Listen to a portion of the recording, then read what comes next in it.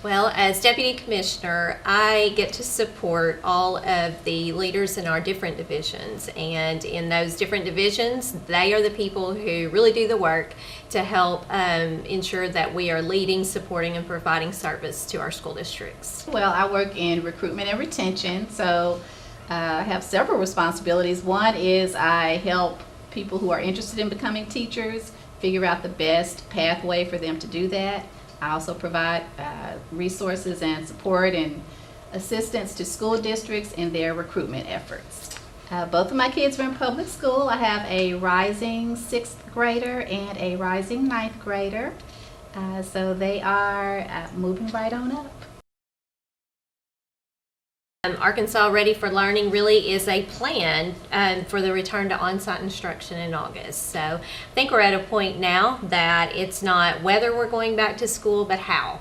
And how can we go back to school in a safe way? So Arkansas Ready for Learning is also support for districts as they prepare for the start of the new school year. And most importantly, I think it's an opportunity for parents, for members of the Department of Education, for teachers, for community partners, for students to get engaged with their local school districts to talk about what is school going to look like, what changes are going to need to be in place, how are we able to do this in a way that's going to promote learning but also be safe for everyone.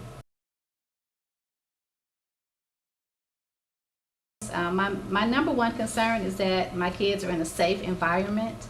I know that they're going to continue to learn. I'm a huge believer in that learning happens organically, and that we don't need a structure or a schedule for them at home if they're learning at home. On-site learning is great because it provides that structure, but they've also got the social aspect of it, which is what they're craving. So my main concern is, will it be a safe environment for them to go back?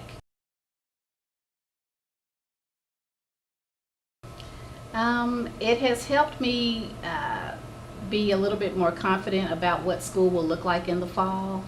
As I mentioned, I've got concerns just like everybody else, but I know that the people who come to work here every day at ADE do their best to make good decisions for all kids in the state, my kids included. So I feel like some really good decisions have been made. Some great assistance is in place for the school districts to be ready for these kids to come back in the fall. So I feel pretty good. I feel pretty good.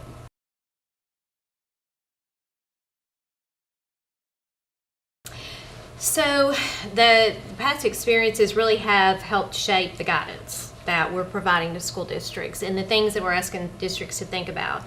So one of the most important things is that we're talking about a system of blended learning for students, but we have to make sure everyone understands that doesn't look like the way we did learning the last few months of school. At that time, we were responding to a crisis or responding to an emergency.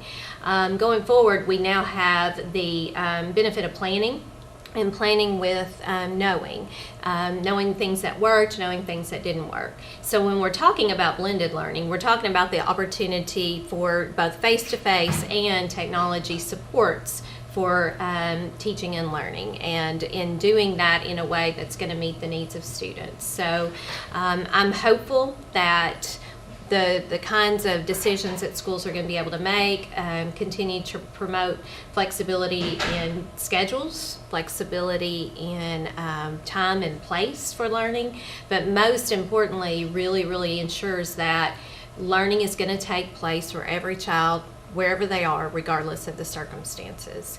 And I know that is a challenge for parents, because in thinking about blended learning, that could mean that there are things parents need to learn about in terms of the kinds of instructional materials their children are going to be exposed to, or the types of schedules that their students are going to have. So I think it's important that we as team members, but also coming to you as parents to say, help us think through the advice we're giving to school districts.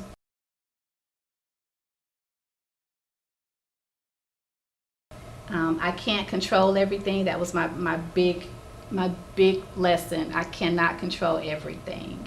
And so I haven't tried to control everything. I have tried to make sure that my family is safe, my kids are fed, and that they feel good every day. And that's all I can do. That is all I can do. I have made it very clear to them that we are all going through everything together, and that no one knows anything right now. It changes from day to day. So what we know on Tuesday may be different on Wednesday. So we have to adapt and just continue to do what we can do, and that's all.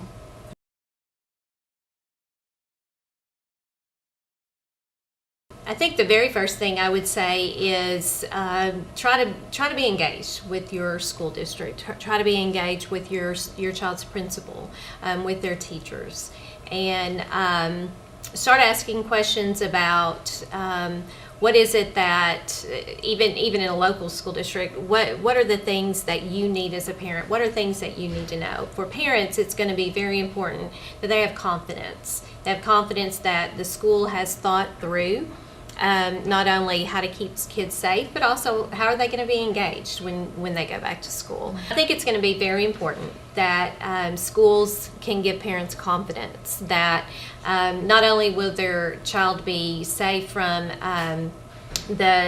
taking the safety precautions that we know are good to keep the virus from spreading, but also safe in terms of social emotional supports.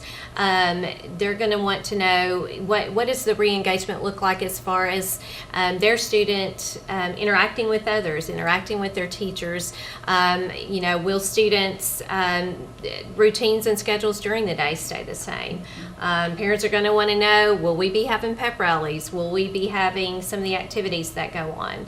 So I think it's just really important for parents and schools to have those conversations, and for parents to help us know what are the big questions that we're going to need answered in order to have that confidence to send our students back.